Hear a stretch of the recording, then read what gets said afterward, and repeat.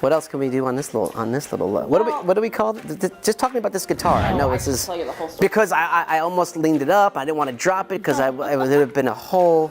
So this guitar came into my life. Oops, let me grab that. Yeah. I so met Melissa 2 years ago, and that on that first leg of the tour, I'm the sort of newbie and everybody else has like been on the road with her for 10, 15, 20, 30 something years, right? Sure. So I, for the most part, I'm kind of keeping out of everybody's way. I know the drummer, Brian, so like we would hang a little bit, but you're just kind of showing up, doing your job, whatever. And initially with her, my job was just to be in charge of like the background vocals.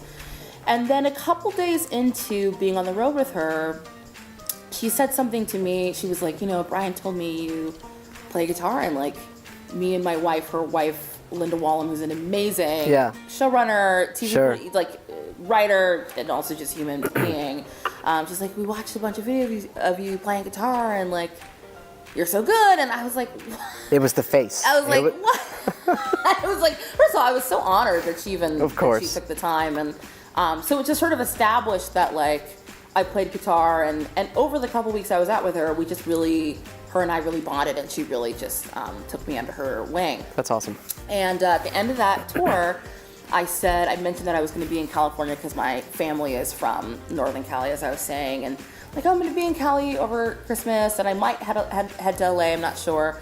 And she says, if you come to LA, you'll have to come to the house, and we'll cook for you and all this. Oh. So I hear this and I go, I hold it very loosely because I'm at that point, our experience together has only been a couple weeks. And I've had many experience with a famous person who's like, we're best friends, and then like disappear. So you're like, okay, whatever. So comes to Christmas, or around Christmas time, and I'm a little after Christmas, I'm in LA, and I said, I'm going to text her wife. I'm not even going to text her. I don't want to appear too thirsty. Right. Let me text the wife. So I text her wife, Linda, and I say, hey, I'm in LA, and I'm here for a couple days, and, I'd love to see you guys with no pressure. And immediately, Linda wrote back and was like, come over to the house tomorrow. Like, we'll show you around, whatever. So I took my friends, I was borrowing a friend's older Toyota Camry, and I drive to their beautiful mansion in Calabasas. Do you know Calabasas? I do know Calabasas, in the valley. You're from LA. Yeah, well, I'm from there. I lived there for a while. Yes, that's right. Yeah. That's right. So I go into Calabasas. They live in this like crazy, like famous people town called, literally called like, maybe it's Hidden Valley. It's called something Valley. Yeah. Where you have to go into like a gated community, and there are code words to say where you're like, I'm lettuce. No, literally, it's like, I'm here to visit like the lettuce family on like Brown Lane. No, I'm like, seriously. And they let you in, and I'm driving the like my putt like Toyota Camry, and I would be like, drive. There'd be like one house. You know what I mean? Right. My God. So I pull into the wraparound driveway, and I'm like, fuck. Yeah. And I walked to the house. The house is huge and glorious. I had said to friends soon after, it's the kind of house, they have 4 kids. So it's a beautiful big house, but it feels like a family house. Sure. It's not like, cold crazy artwork or like right.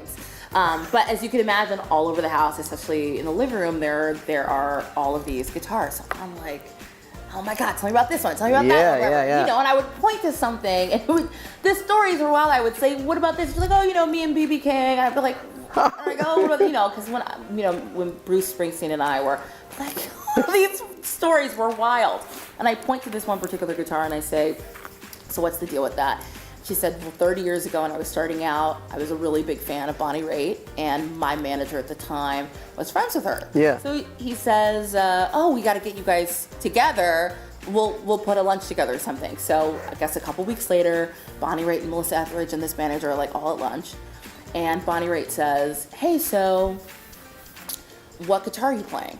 And at the time, Melissa was playing a guitar called a Les Paul that's like super heavy. Yeah.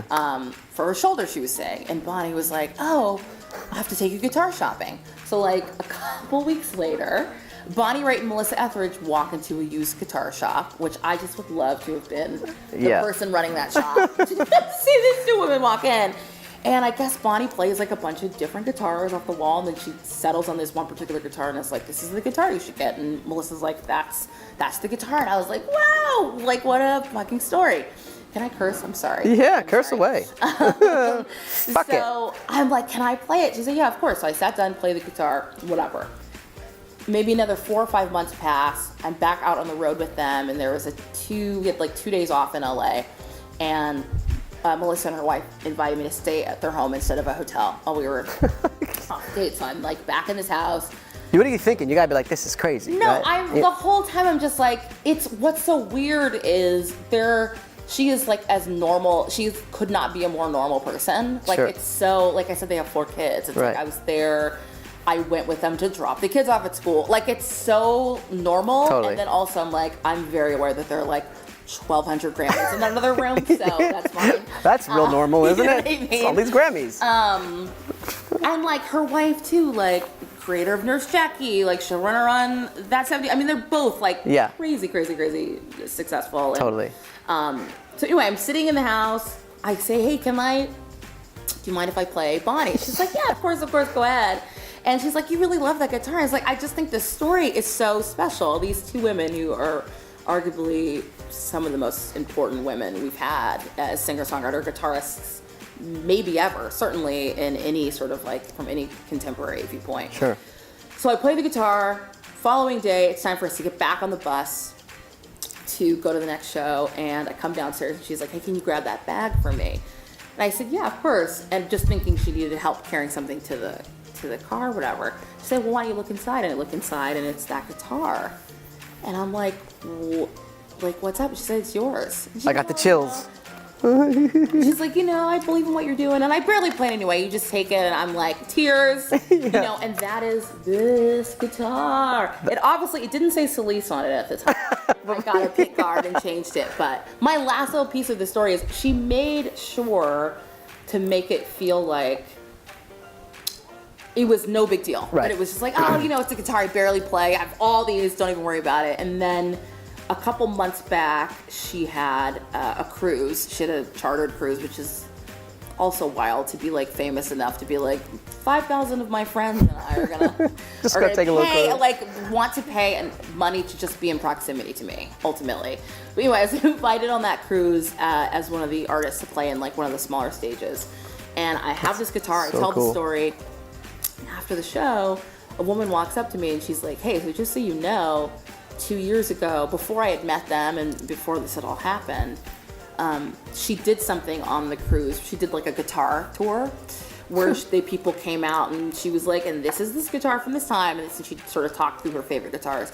And the woman was like, that guitar was there. And she told us that it was like one of her favorite guitars and like meant so much to her. And like, you know what I mean? It's like, she was really trying to make you feel like good, because she was like, I myself heard with my own ears her say like it was one of her favorites. And so that's like this guitar. And I always tell this story in shows that I'm like, there's nothing else for me to say. Like, it's such a great story. Like, it's like, well, good night, everybody. We don't need anything else. Like, what else could I do? That's fantastic. But yeah.